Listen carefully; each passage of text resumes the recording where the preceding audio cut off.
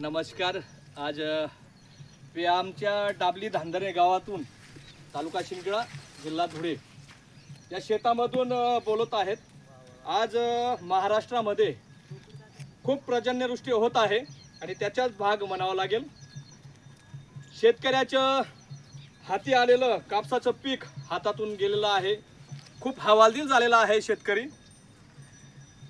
तोंडाशी आलेला घास येत असतानाच लाल्या रोगाचा प्रादुर्भाव झाला, परंतु आज तागायत कुठलाही शेतकरी प्रतिनिधी, कुठलाही विमा प्रतिनिधी शेतकऱ्याच्या बांधावर यायला तयार नाही। खूप दुर्दैव वाटतं आम्हाला। तर प्रशासनाला एक निवेदन करू इच्छितो की संबंध शिंदखेडा तालुका हा लाल्या रोगाने त्रस्त झालेला आहे। शेतकऱ्यांचं आलेलं जे उत्पन्न आहे ते धुडकडीस मिळालेलं आहे।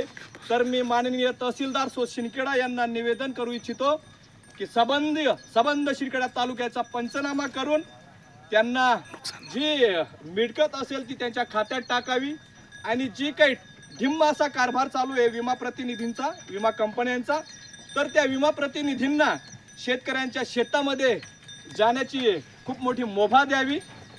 तर या माध्यमातून माननीय तहसीलदार साहेबांनी या आमच्या विषयाला गांभीर्याने घेऊन पूर्ण तालुक्यात पंचनामे करावे आणि माझ्या शेतकरी बांधवाला न्याय द्यावा।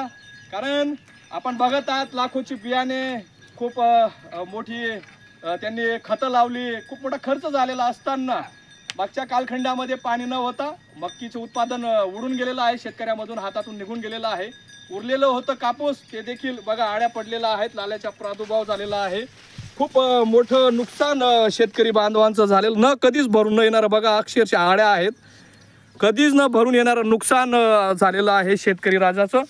तर माननीय तहसीलदार शिंदखेडा यांनी लवकरच आपल्या या तालुक्याचा आढावा घेऊन युद्ध पातळीवर आपली यंत्रणेला काम लावावं ही माझ्या शेतकरी बांधवांकडून मी कडकडीची विनंती करतो। जय हिंद, जय भारत।